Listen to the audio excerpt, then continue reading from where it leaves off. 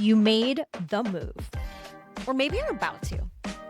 Or maybe you're still in it, showing up, performing, delivering, while something quiet in the background keeps saying, this is not it. Either way, something has shifted and you can't unknow it. Here's what nobody tells you. The landing strip is a little rocky once you come down from the high of accomplishment. There are moments of real excitement, real clarity, like, yes, this is exactly where I'm supposed to be.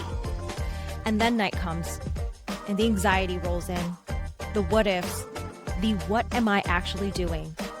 Not because you made the wrong choice, by the way, but because you're standing in the space between who you were and who you're becoming. Done pretending this is enough, done pushing through, done ignoring the thing that keeps pulling at you. That's exactly where this podcast lives. I'm Laura Dionisio, founder of Lead Intact, and I've been exactly where you are.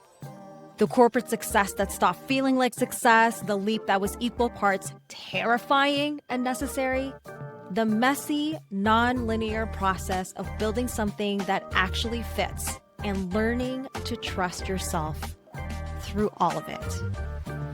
This is the pivot point. Real conversations about what's actually happening beneath the surface and what it takes to build a life that feels as good as it looks. Not just the wins, the attempts too. Because I'm not here to romanticize the journey. I'm here to show you what it's really like. Let's get into it. I once briefed a colonel and a room full of 20 plus other people at the Air Force Base. And I'm talking about subject matter experts, team leads, my boss's boss, dressed as Darth Vader, and it was nothing. But then once I opened Hinge to attempt dating for the first time in like 7 years, suddenly I needed a whole committee to help me write the quote unquote perfect message.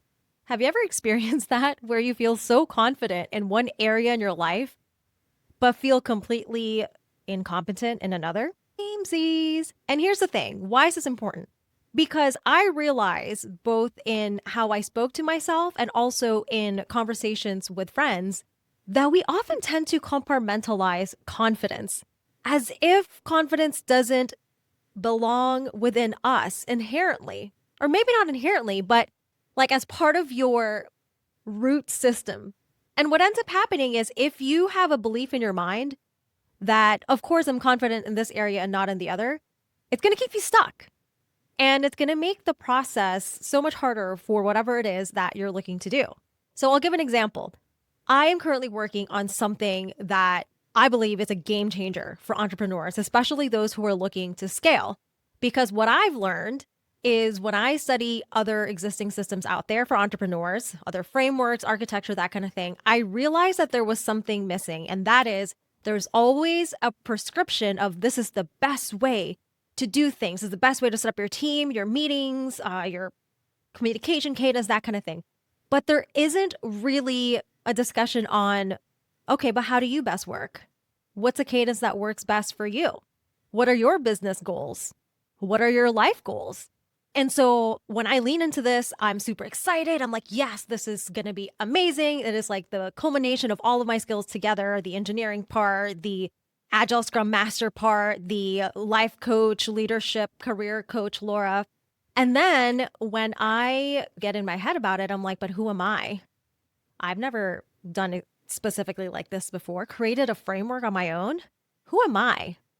And my confidence goes down. And I was thinking about this the other day as I was at the gym, thinking about, okay, I feel wildly unconfident when it comes to creating this founders framework, which I know is going to service so many founders out there, especially women. And yet, why am I filled with fear? And as I was having these thoughts, I realized that I was about to load a weight specifically on the leg press machine. Now, just to give context, okay? Just to give context on numbers, I'm not trying to say this is a good number, bad number, I'm strong or weak, whatever. For that particular machine, which I believe the base is 50 pounds, I normally warm up, and I'm talking about start with 45-pound plate each. But I noticed that my initial thought was like, should I do 35? No, I should do 25. You know what? Let me do 10.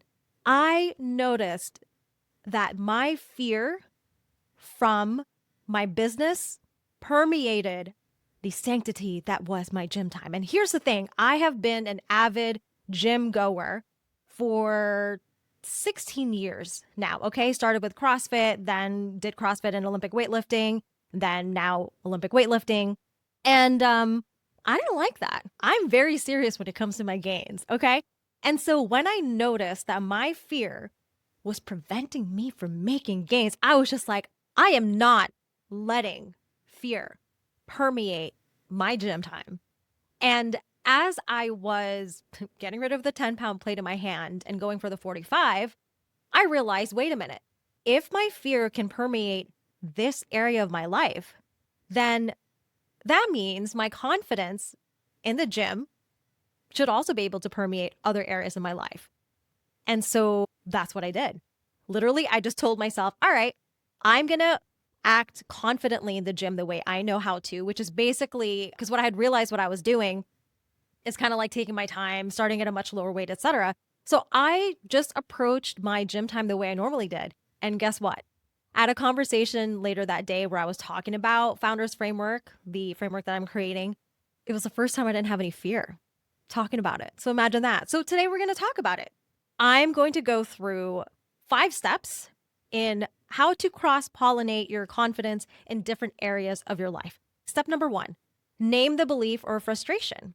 So in the example that I just gave, it's something along the lines of, I'm so confident in the gym, lifting heavy ass weights. I'm not confident when it comes to doing something new in my business. Another one you may have heard or experienced yourself is, why am I so confident in my career, but not when it comes to dating? I'm telling you what, literally that was me a few years ago. And here's the thing, I could be given a project at work with minimal background information. Actually, this happened to me when I was given an assignment across the country, and it was stated as like, okay, we need to do there yesterday. You need to report every day. And then when I would ask for clarification, like, what are the decisions I get to make? What is my exact role here? Who are the people that I need to talk to make sure that I can run more efficiently? That kind of thing. I was given nothing. Was I nervous? But it didn't stop me from getting the job done. And yet, when it came to dating, I was like, I don't know. What is this? I've been gone for a long time. Maybe dating has changed, etc. Mind you, when I got sent that assignment across the country, I had never had an assignment like that before. But again, that's because I had the belief of, I'm confident in career, not in dating. Have you said that? Or another belief or frustration you may have, and by belief, I mean compartmentalized confidence, right? Where you're confident in one area, not the other. I can speak up for my team, but I have a hard time advocating for myself when it comes to asking for a raise. That was me. Or I have no problem leading a project with minimal training, but I am scared of starting my own business, even though I have an idea. That just makes my heart sing. So just name it. You don't have to do anything in this step. Just be honest. What is the thing that you're saying? Okay. And then step 2, get curious about what is actually true. Is it a universal truth that every single person is confident in their career, but not their love life? No. I know some people who are great in their love life, like they have a stable, loving relationship, exactly what they want, and they're a train wreck when it comes to their career. So therefore, that's not a universal truth. So once you get curious and realize this isn't a universal truth, the next question is, what would it look like if you were confident in both areas? Not every area, just the 2 you're comparing right now. Because I know what it looks like when I'm confident at the gym. It means I take the time to warm up and I don't scroll on my phone or whatever. And by the way, that was kind of the behavior that I was noticing in myself at the gym when I noticed that the fear had permeated my gym, is that not only was I afraid to start at a weight that my notes from the week before, by the way, clearly said start at this weight on this machine, I would find myself procrastinating going to the gym. I'd find myself taking more rest than needed, right? So that's not what me confident in the gym looked like. Confident in the gym looked like I was clear. My goal is to start here. And I am really connected to my body and I'm like, okay, if it doesn't feel right, then I adjust, but I don't preemptively adjust because of fear, right? So, step 3, explore what confidence means for you. So, I just mentioned the actions that I take, right? When I'm confident in the gym, it looks like I start with a goal, I adjust as needed, I don't procrastinate, and ask yourself, how does it feel? For me, when I'm being confident in the gym, it feels normal at this point. Ask yourself, what does normal feel like, right? Because it's easy to say stuff like that. Okay, normal feels like I don't have like an elevated heart rate. I don't have thoughts of like, oh my God, can I really do this? But what if I injure myself? But like last week, like I ate more and I had more sleep. The only thoughts I have is, okay, cool. How are my legs feeling? Do I need to stretch a little bit? I'm very much present moment. So now, step 4, notice what the absence of confidence looks like. You can ask the same type of question. So I mentioned when it came to the gym, I noticed that the absence of confidence felt like me procrastinating. It felt like me questioning my notes from the week before. It felt like me adjusting the goal, not because it felt bad in terms of physically, I could tell that something was off, but because mentally, I wasn't sure I could do it. And then when it came to my business, I started noticing a similarity. I would make a decision, reach out to this person and tell them about Founders Framework, right? That's the initial goal. And then the next day, I found myself questioning it, not because of something I've done. So it's not because I reached out to the person and was unable to get into contact with them, or I reached out to the person 2 times and they mentioned they're not interested. No, I decided not to reach out to the person because the fear got in my head. And I was just like, oh, maybe it's not good enough, my Founders Framework. Maybe I need to do more research. This is like Wednesday at 5 p.m. I shouldn't send an email now. So, in terms of what it looks like, it looked like procrastination. It looked like thoughts in my head. It looked like setting a goal and then questioning it, which is strangely enough the same thing that was happening at the gym. So, why is that important? That's important because step 5 then is to decide, what does confident in that area look like? What could it look like?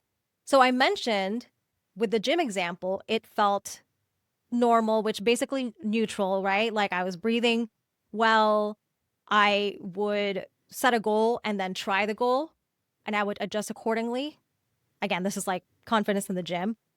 I wouldn't have what if scenarios before actually trying. I would just try first.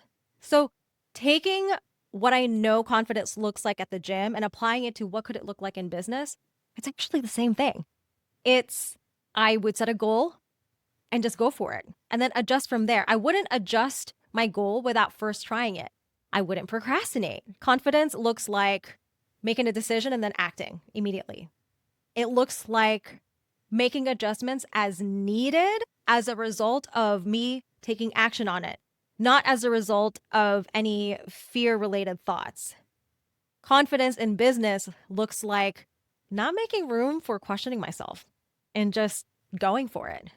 And I also just want to remind you, if you're still kind of like, I don't see how my confidence in one area in my life can go to another.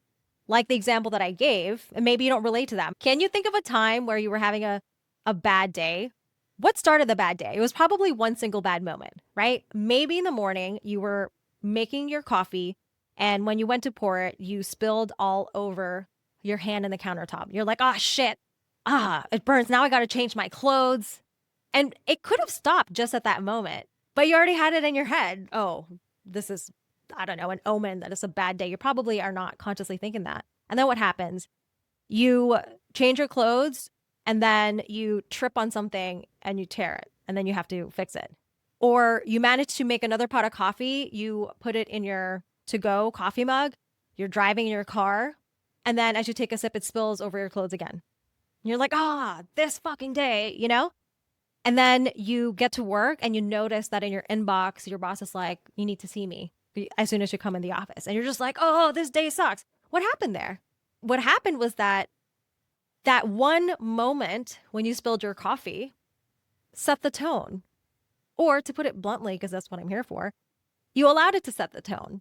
What if instead You woke up, you do like your morning meditation as usual, and you spill the coffee. And rather than let it set the tone, you're like, you know what? I felt at peace after the meditation. Let me just let that permeate the rest of my day. Like I'm telling you, if it's possible that you could just have a shit day from morning to end, and that's because you started off with a shit moment or what you interpreted as a shit moment, that means the opposite could be true too.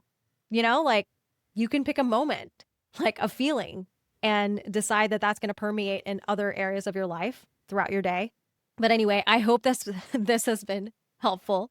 I just want you to know that this is also a practice. There are still areas in my life where I don't feel all that confident, and that's okay. The point is to just pick one area that will serve you the most right now in feeling confident and go from there. And if you enjoyed this episode, I would love if you could subscribe if you haven't already, leave a review, and please share this with your friends, because I truly believe these types of habits, these practices are essential. Not just if you are looking to have a successful career or successful business or whatnot, but so you can have a successful life where life itself feels good. And just like the theme of this episode, because in this simple daily practice of noticing, it feels good, it can permeate all the other areas of your life.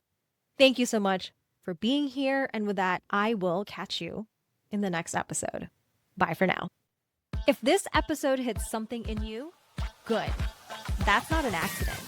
The discomfort you're feeling isn't a sign that something's wrong with you. It's a sign that you're done. Done living in the done waiting for it to magically feel better. Done being really good at a life that doesn't actually fit you anymore. And if good enough stopped being good enough a long time ago, that's exactly who I work with. I'm Laura Dionisio. I'm a coach for high achievers who are done pretending that checking the boxes is enough and are ready to do something about it. If that's you, let's talk. Book a free clarity call at leadintact.com/booking. We'll figure out together what's actually going on and what your next aligned step looks like. And if you're not quite there yet, that's okay too. Subscribe so you don't miss the next episode. Share this with a friend who needs to hear it. You probably already know exactly who that is. And with that, I'll see you next time.